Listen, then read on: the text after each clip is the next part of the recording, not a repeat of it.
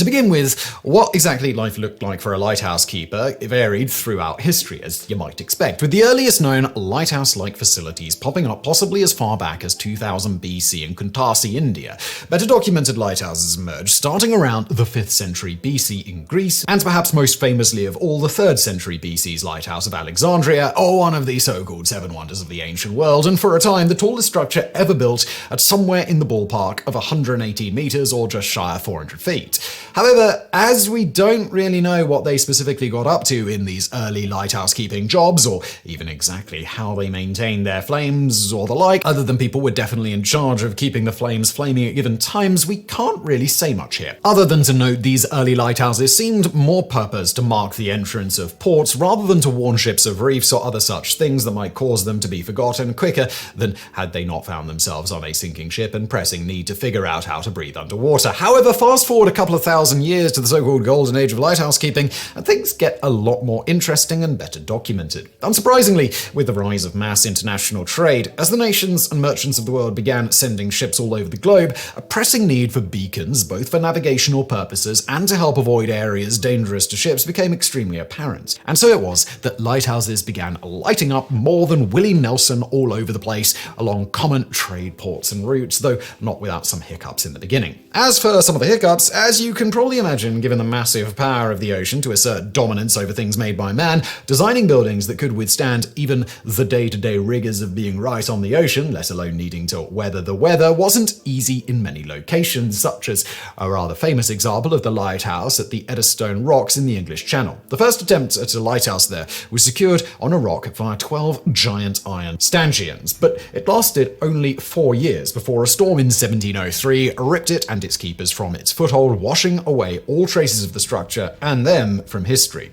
6 years later, John Rudyard managed to design a brick and concrete core structure with wood on the outside that managed to last a few decades before it was also destroyed in a storm, and its keepers likewise forgotten for all time. Finally, John Smeaton designed a new tower lighthouse completed in 1759 that lasted over a century and introduced a number of innovations that became common in lighthouse design, including using a type of lime concrete that could set while immersed in the ocean, use of marble dowels and dovetail joints to help hold the stone blocks together, and tapering the thickness of the structure inwards as it rose up to help reduce the wave impact force. Engineer Robert Stevenson would later build on these ideas, as well as add some of his own that would proliferate throughout the world of lighthouse construction in the late 19th century, including incorporating a rotating light and alternating colors via a unique shuttering system to allow people to distinguish which lighthouse they were seeing based on the light signature. In any event, beyond considering what a given lighthouse in a given location might have to deal with in terms of such abuse, that was totally from the lighthouse falling down the stairs, and not because of its oceanic partner's violent temper and general salty personality, the height of the lighthouse was also a great consideration owing to the curvature of the Earth. So-called scientists would have you believe is a thing, when in truth everybody who's anybody knows that there is an ice wall surrounding the outermost parts of Earth that keeps the oceans contained, with this wall unfortunately nearly impossible to reach owing to the fact that NASA and their lizard overlords are closely guarding it, right?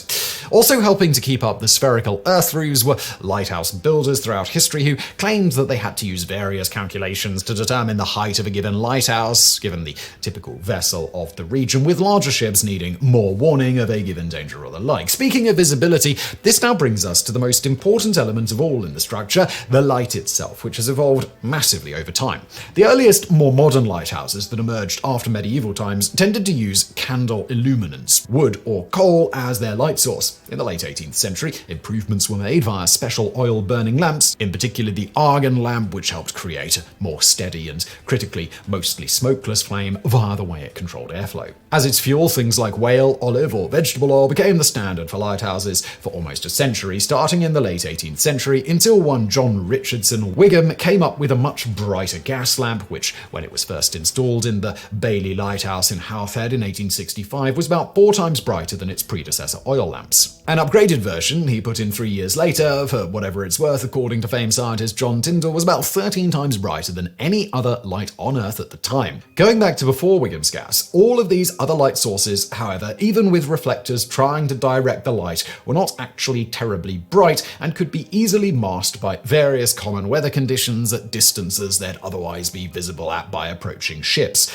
Enter French physicist Augustin Fresnel in the early 19th century with the big biggest leap of all in lighthouse lighting technology. The full details of how his various lens designs actually work is beyond the scope of today's video, but you can check out one of our main authors here, Gilles Messier's video on the subject, the Fresnel lens, the invention that saved 1,000 ships, on his great channel Our Own Devices. But in a vastly oversimplified nutshell, Fresnel's lens comprised of numerous pieces of specially cut glass that would surround the light source and direct the captured light in the specific direction they wanted it, seeing an initial almost 3 to 4-fold increase in brightness off the same light source. For reference here, with an open flame light, only about 6% of the light is projected in the horizontal direction you want for this application in a lighthouse. But with the early Fresnel lens designs, this was bumped to about 20%, and with further refinement of the lens apparatuses, ultimately all the way up to an astonishing 83%, wasting only 17% of the light produced. Of course, electric lights came to replace the burning type, and in more modern times, the LED variety has trumped all for its reliability, possible brightness, and ability to get rid of any moving parts via the ability to pulse on and off in any direction and in different colors with simple computer controllers and programming. And this all finally brings us to the lighthouse keeper, who, while on the surface it may seem like they just have one job, keeping the lighthouse going, this isn't correct at all. This was just the most visible job, and there was an awful lot that went into just that. So what was the daily life of a lighthouse keeper like? For starters, in the early going of the golden age of lighthouse keeping, keepers tended to either work alone or, if they had a family, their family would help out in their duties. In some cases, it would even become a generational family affair, such as the famed Knott family of lighthouse keepers in Britain, whose family began tending a lighthouse in Kent in 1730 and didn't stop tending some lighthouse until 1906. But diving into the nuts and bolts of it all, contrary to popular perception, while there are exceptions at some locations, the lighthouse keeper often had separate living quarters from the lighthouse itself. And historically, at least, these homes were generally big enough to accommodate an entire family, as, by nature of the job, the lighthouse keeper tended to not really be able to venture far from the lighthouse, not even for vacation in many cases. 365 days a year, the light had to be kept burning, and if foggy out, foghorn blowing or explosive charges set off at intervals. As to a given lighthouse keeper's schedule, this was historically entirely up to them, as long as they did those two tasks of lighting and blowing as needed. This was not as simple as you might think, however. For example, the 1858 edition of Lighthouse Keeper Guidelines in the US was 87 pages long and included 131 tasks that needed to be done regularly to maintain the light of a Fresnel lens apparatus alone. Things like keeping the window glass clean, polishing the optic apparatus, and maintaining the rotating apparatus, for example, potentially winding up the clock-like mechanism used to rotate the lights, once that became a thing. For reference, these rotating systems used something of a grandfather clock-esque mechanism of weights that extended down the center of the lighthouse and needed to be rewound multiple times per day. Then there was maintaining any other buildings on the grounds, like their home quarters, etc.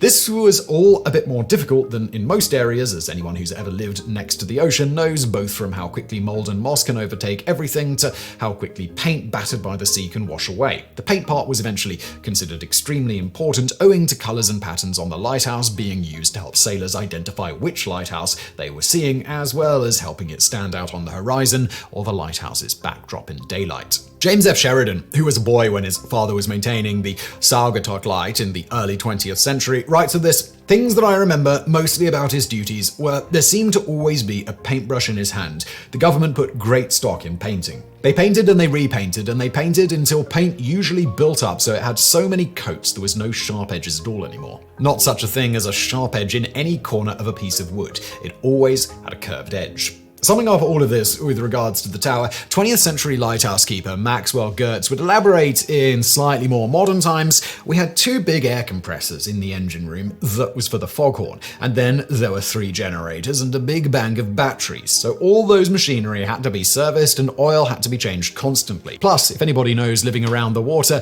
that painting and deterioration of the buildings around the water is more so than inland. Plus, the light had to be maintained. Well, that all had to be polished and kept right up to, oh boy. Oh, every day there was a man up there who had to check it out to make sure that the light operated properly and that the lens was clean and all the brass.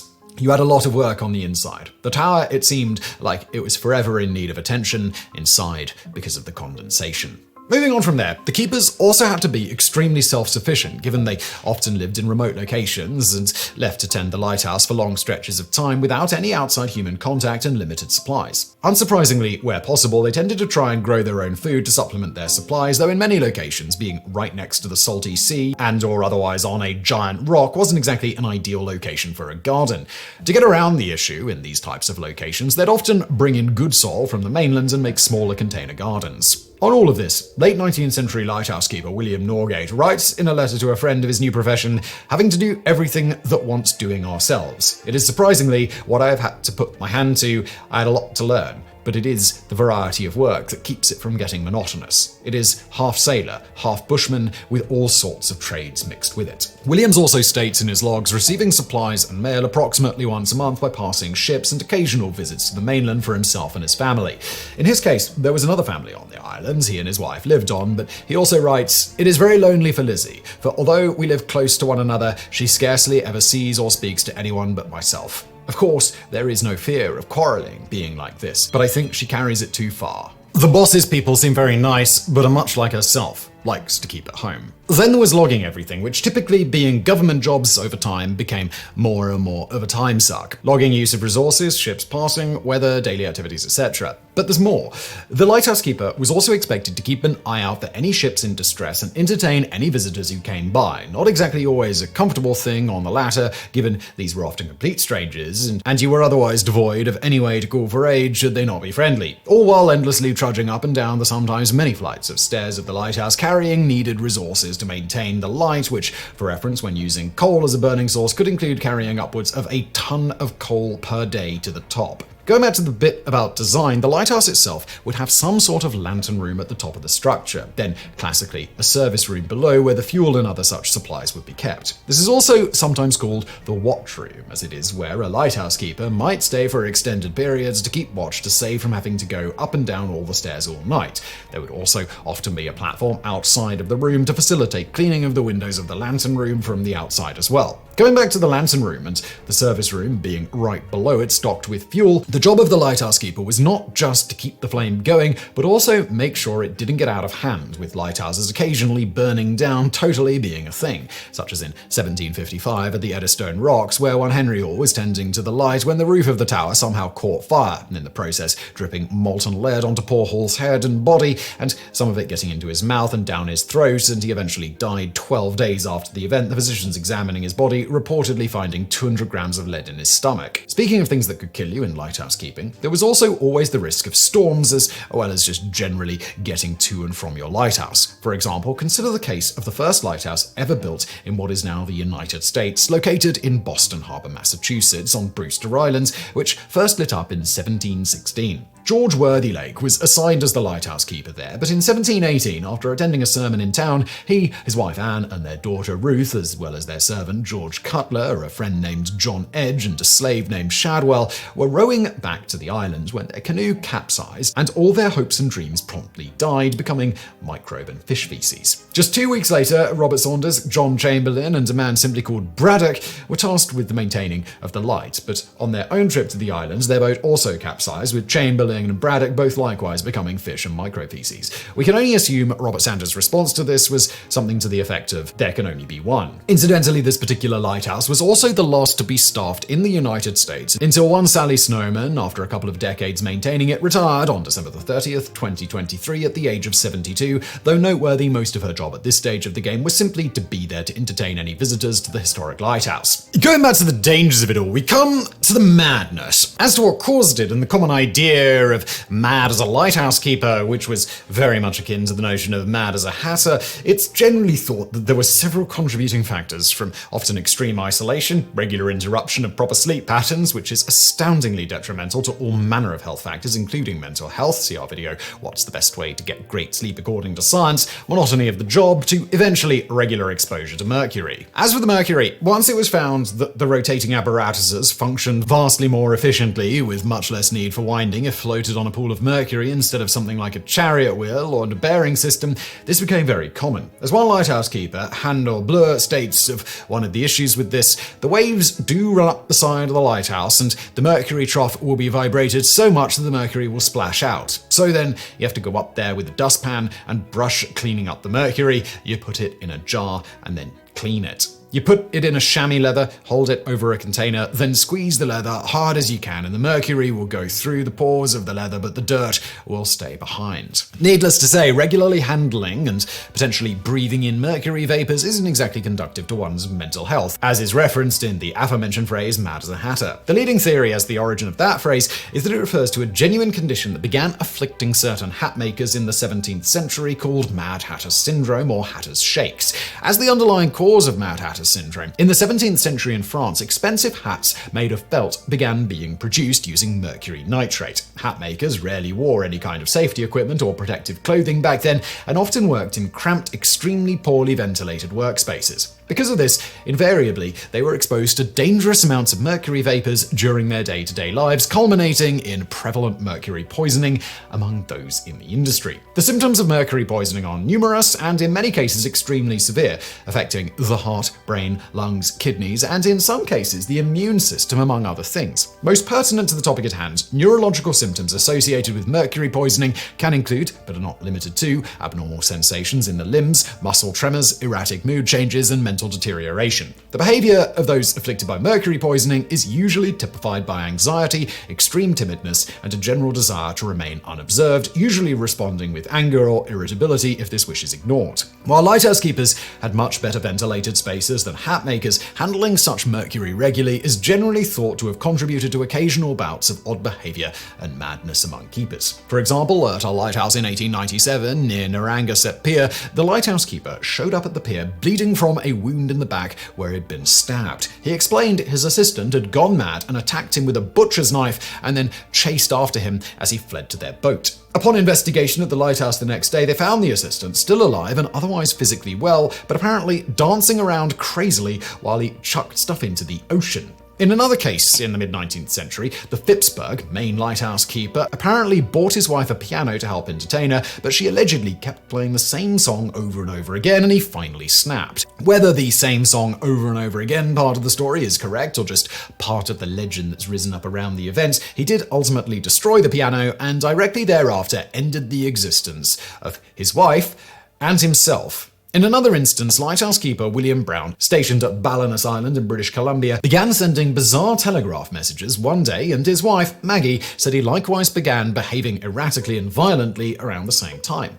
Because of this, he was committed to an asylum in 1905. There he seemed to recover his senses and was sent back to the lighthouse only to once again seem to go mad, and was once again, this time in 1906, committed to the asylum. Then we come once again to the aforementioned extreme isolation at many lighthouse locations, especially in cases where a given lighthouse keeper was all by their lonesome with no family to talk to or assist them in their duties. On this loneliness and the mental health side of that, lighthouse keeper Mary Ryan's 1870s log entries illustrate it well, getting progressively more depressing once she took over the lighthouse from her deceased husband. She writes, "So dull, this place is killing me. Wind blowing violently." Or a little later, "Nothing but gloom without and within." And later, "This is all gloom and darkness." Finally, after about 7 years alone at the lighthouse, another was appointed in her place and she was free to leave.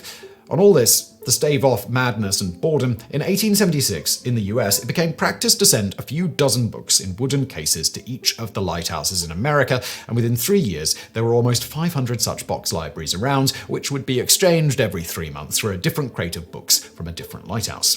We should also probably mention beyond lighthouses, there were also lightships with similar issues and often reported extreme loneliness of their crew. For example, one whaling ship captain would write of the Nantucket Shoals lightship, the loneliest thing he'd ever seen at sea was to quote, "a polar bear floating on a piece of ice in the Arctic Ocean. The next loneliest object was the South Shoal lightship." These ships had many of the same issues you'd find at a fixed lighthouse location, but on top of it having to deal with the sea a lot more directly, like the constant pitching of the boat. To sum things up on this side of things, as illustrated in Virginia Woolf's novel To the Lighthouse, she writes, "How would you like to be shut up for a whole month at a time and possibly more in stormy weather upon a rock the size of a tennis lawn, and to see the same dreary waves breaking week after week and then a dreadful storm coming, and the windows covered with spray, and birds dashed against the lamp, and the whole place rocking, and not to be able to put your nose out of doors for fear of being swept into the sea. And speaking of being swept out to sea, and yet more dangers of being a lighthouse keeper,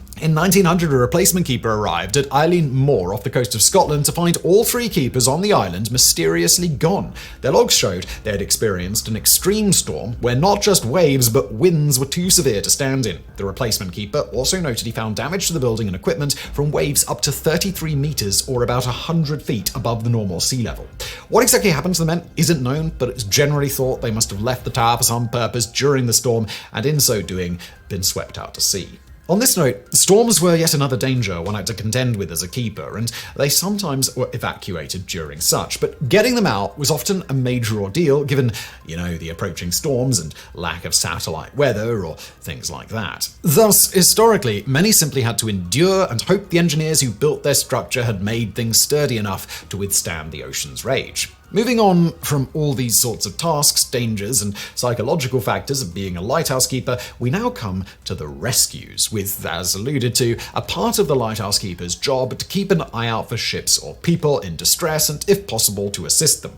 Although, as you might imagine, this also tended to be another way lighthouse keepers would sometimes get themselves killed. One of the more famous individuals on the rescuing front was one Ida Lewis, dubbed in the late 19th century the bravest woman in America. Lewis was the daughter of the lighthouse keeper at Lime Rock in Rhode Island and made her first rescue while just 12 years old, doing so in a small rowboat she otherwise used to ferry her siblings to and from the mainland for school and to get needed supplies. On this first rescue, she observed 4 men whose boat had capsized and quickly rowed out to save them. In another instance, in March of 1869, 2 soldiers and a 14-year-old boy had their boat capsize in icy waters. When Ida's mother saw this, she called for Ida, who was suffering from a cold at the time, but nonetheless ran to her boat without bothering to put on a coat or anything of the sort, and rowed out to them, managing to rescue the 2 soldiers, though the boy aboard died in the frigid waters. For her services on this rescue, the soldiers raised some £218, that's about $5,000 today, from their fellow soldiers at Fort Adams to give her in appreciation for delaying their inevitable eternal sleep, helping to ensure their end came not via the comfortable and quick embrace of hypothermia and water inhalation,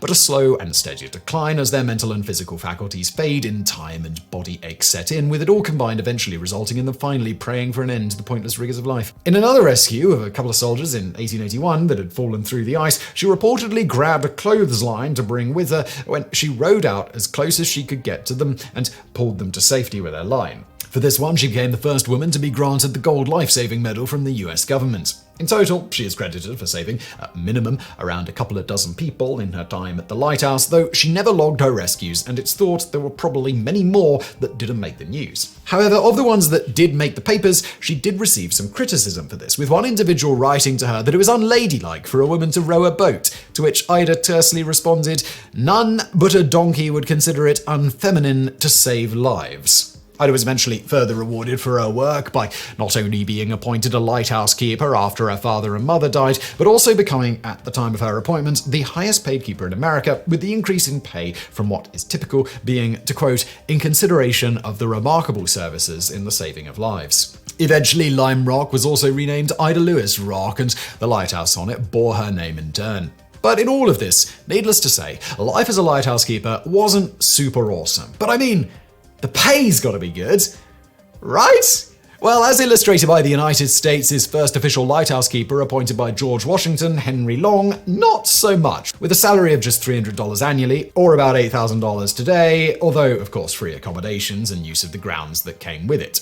Long had previously been a ship pilot working at Cape Fear River, and it was generally thought he could supplement his income by continuing to pilot ships in the day, as well as take advantage of the fishing in the region, with the lighthouse functioning as something of a side gig. I mean, how hard is it to keep a light going after all? However, Long soon complained he could not officiate as a pilot when the lighthouse claims the whole of his attention. All these advantages are now entirely lost to your petitioner by his living on an island where he has not the privilege of raising stock of any kind, nor even vegetables from the proprietor of the island, Benjamin Smith, if the soil would admit thereof. And that fish and oysters are too great a distance from the island for him to attempt to procure. He thus petitioned for an increase in his salary, which was granted, though not up to his request, but at least a small bump to $333.33 annually. As for his specific lighthouse, it was an oil-burning one that required him to traverse the 6 long flights of stairs several times per day, carrying oil-filled pan lamps containing some 48 wicks in need of regular trimming, and, as you might imagine, had a tendency to smudge the glass panes of the lighthouse and required him to scrub them clean regularly.